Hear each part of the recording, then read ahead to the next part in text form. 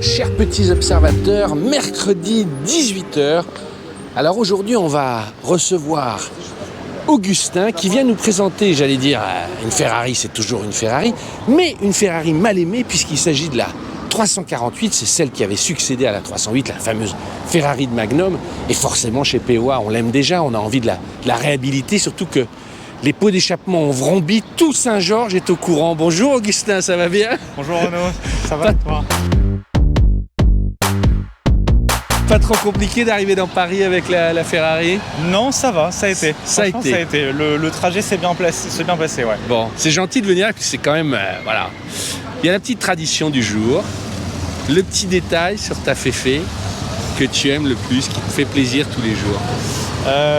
Écoute, c'est une bonne question, j'avais réfléchi à pas mal de choses et en fait, je me suis dit, je vais pas chercher compliqué. Cette voiture, elle a quelque chose d'unique qu'on retrouve, je crois, dans une autre voiture. C'est ses bandes latérales. C'est stries là. C'est stries. J'ai pas voulu faire compliqué. C'est un design qui est assez unique. Ça la rend vraiment, on va dire, particulière. Ça lui donne sa signature. Son petit surnom aussi de Mini Testarossa d'une certaine façon. Et moi, j'adore ça. Dès que je vois ça, je trouve ça magnifique. C'est une prise d'air, hein, c'est effective. C'est les prises d'air. Là, en fait, on a le radiateur, on a les deux radiateurs, huile et le radiateur d'eau. On a un de chaque côté. D'accord. Et quand on ouvre la porte, comment ça se passe en fait? Si tu ouvres, tu vois, ah ouais, d'accord. T'as les stries, tu vois, ça je trouve ça magnifique, ce design-là avec ces stries qui sont d'ailleurs très compliquées à nettoyer. et puis tu vois, en fait, les stries qui continuent ici, et si tu regardes à l'intérieur, tu vois en fait les pales du... Il y a quelqu'un? Ah oui, les deux radiateurs. T'as les deux ventilateurs, t'as deux ventilateurs et les deux radiateurs derrière. D'accord. Et il y avait ça sur la Testarossa aussi? Oui, c'est ça. Alors peut-être qu'il y a d'autres voitures dans le monde qui ont eu ça, mais en tout cas, moi, celle que je connais, il y a la Testarossa qui était la première, et celle-ci qui a continué dans ce design très années 80. Elle est de quelle année et c'est quelle version pour ceux qui ne connaîtraient pas? Alors, elle est de 91. C'est la version, tu vois, on le voit ici. C'est la 348. Ouais. Donc 348, 3 litres 4, 8 cylindres. D'accord. Et version TS, parce qu'en fait T pour transversal, parce qu'on a la boîte en fait qui est en position transversale, contrairement à ce qui se faisait dans la 308 et la 328.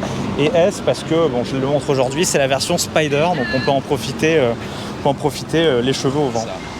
Là, le toit, tu l'as posé chez toi ou il est dans la voiture? Ah, il est là, j'avais pas... Ah ouais. Juste là.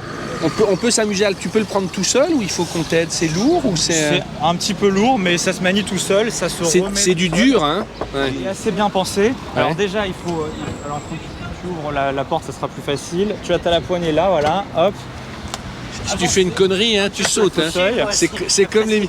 30 000 balles la poignée de porte. Faut que tu avances un tout petit peu le fauteuil, tu as la poignée juste en dessous, tout est manuel.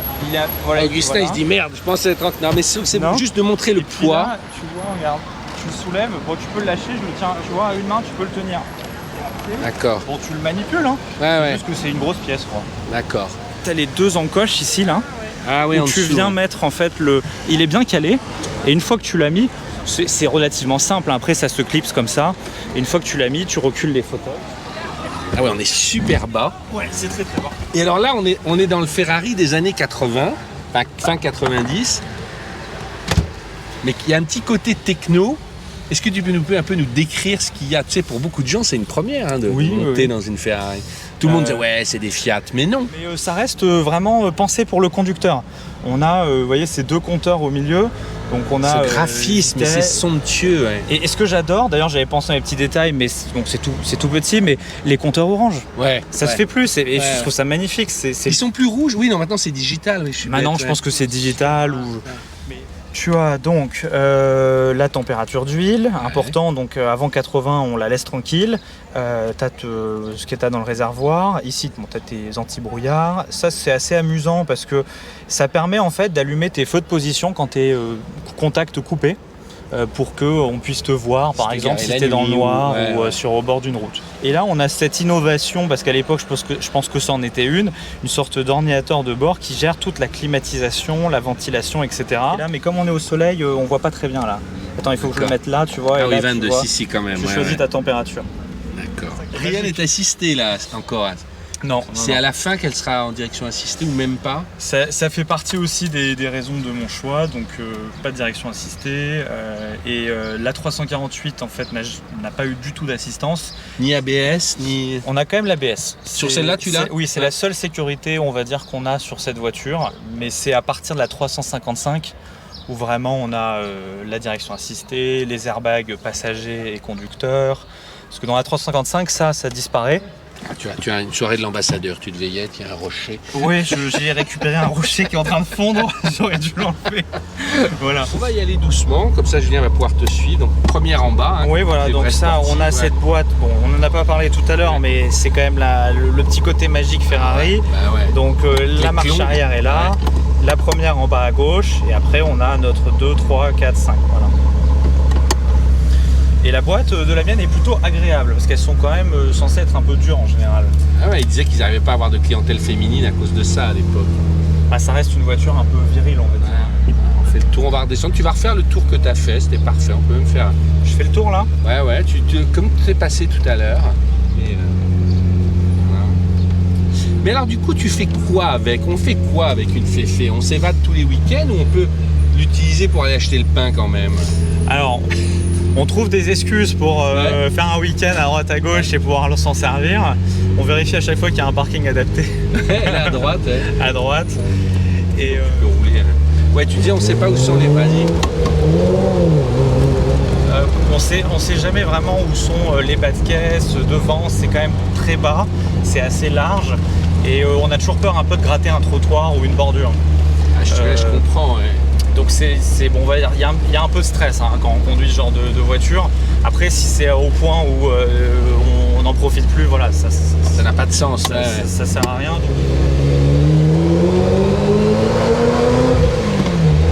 C'est vrai que c'est génial le bruit. Ah, le bruit, c'est presque addictif parce que parfois on a envie de mettre un coup d'accélérateur juste pour l'entendre. Il y a un mélange de grave et d'aigu surtout qui est étonnant.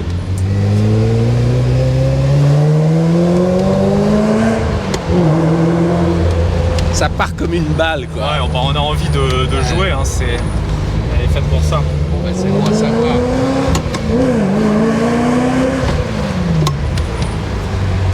C'est un pouce au crime. Ouais, à Paris, c'est un peu dur parfois. Ah, ouais. On en trouve déjà, il y en a sur le marché. On en trouve, oui. Ouais. Ça se vend encore pas mal. Il y en a beaucoup qui ont été un peu trafiqués, malheureusement. Ah ouais, mais quand elles valaient 25-30 000 euros. Mais est-ce qu'il y avait des choses que toi tu m'as dit que tu avais lu, on lui reprochait un peu sa tenue de route, sa tenue de cap, c'était des choses comme ça particulières ou Oui, on lui a reproché un peu sa tenue de route. Alors après, il y a eu quelques modifications au niveau des suspensions, des trains roulants, etc. qui sont venus normalement améliorer la tenue de route. Bon, aujourd'hui, en fait, c'est pas vraiment pertinent parce que plus personne ne conduit cette voiture à 280 sur l'autoroute. Voilà. Je pense qu'en fait, ce qu'on dit souvent, c'est que c'est une voiture qui se mérite, c'est une voiture de pilote. Elle peut décrocher assez vite. Et donc, il faut la connaître. Sur circuit, elle t'a piégé justement à un moment ou un autre ou pas? Non, moi je suis pas un pilote. Sur circuit, c'était mouillé et elle dérape bien, elle glisse, tu la places bien. Moi je me suis amusé personnellement. Alors ce qui est marrant, c'est que quand elle est sortie au salon automobile, elle a été plus ou moins encensée. Les premiers tests ont été super positifs. Et puis après, elle a été assez critiquée. Alors je sais pas exactement à quel moment, mais le PDG de Ferrari de l'époque l'a qualifiée exactement, il l'a qualifiée de voiture de merde. Mais pourquoi? On sait pourquoi il disait ça? Parce que, à ce qui paraît, il s'est fait griller au feu rouge par une GTI, donc ça lui avait pas plu. Voilà. C'est vrai ça? Ouais, c'est l'histoire. La fierté du mal rital. Italien, ça. Pardon. Mais et alors, italien, je peux le dire. Ouais. Se faire griller par en effet une Golf GTI, ça. Donc voilà, et en fait elle a pâti de ça, et en fait surtout le Lucas en question, il venait d'arriver, il venait de récupérer Ferrari à la mort d'Enzo. Ouais. Et il voulait marquer de sa patte un peu Ferrari, et la 348 avait été développée avant son arrivée par toujours, on va dire, on dit qu'elle a été supervisée par Enzo. D'accord. Honnêtement, pour 50 000 euros, je vois mal ce qu'on peut trouver en rapport performance, plaisir. Les gens vont toujours te répondre la même chose, une Porsche 911. Moi j'ai hésité avec une 993. Ouais. Parce que c'est beau, c'est performant, c'est intéressant, ça, ouais. etc. Mais il manque le côté magique Ferrari, voilà, le moteur avait quand même un son, là on l'a pas entendu, mais à 6000 tours c'est du délire. ça hurle, c'est strident. Là tu as en fait le coffre à l'avant. Ouais, qu'on va regarder là, ici.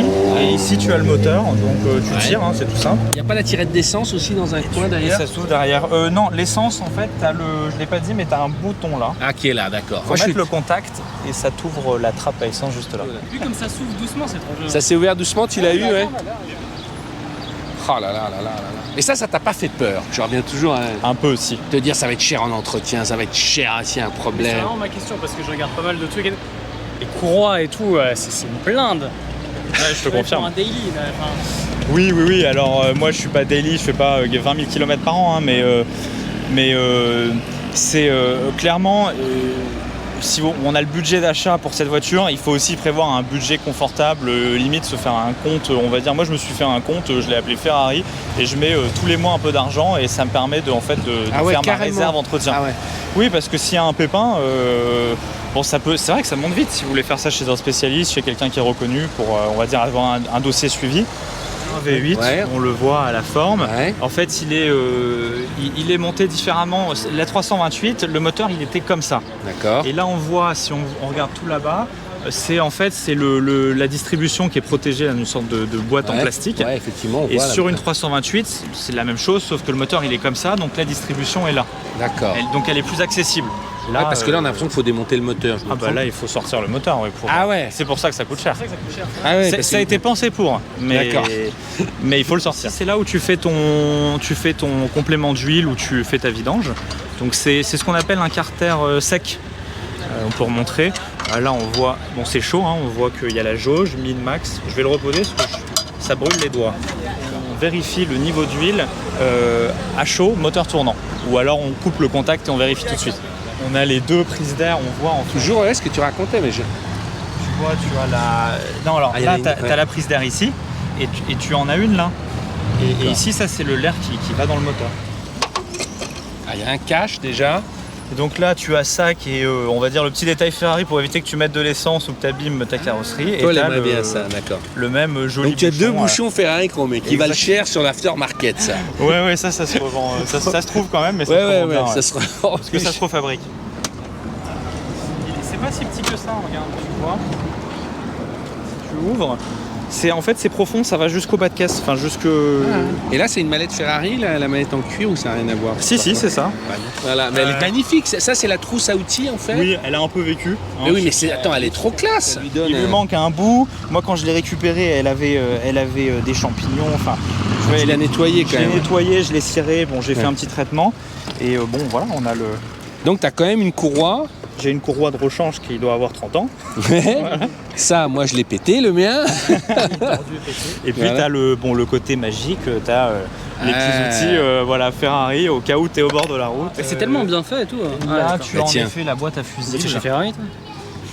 Tu as la boîte à fusibles. Ah oui, ça, c'est amusant. quoi? On dirait presque une sphère de. C'est ça, je Mais pense c'est que l'hydraulique du ça.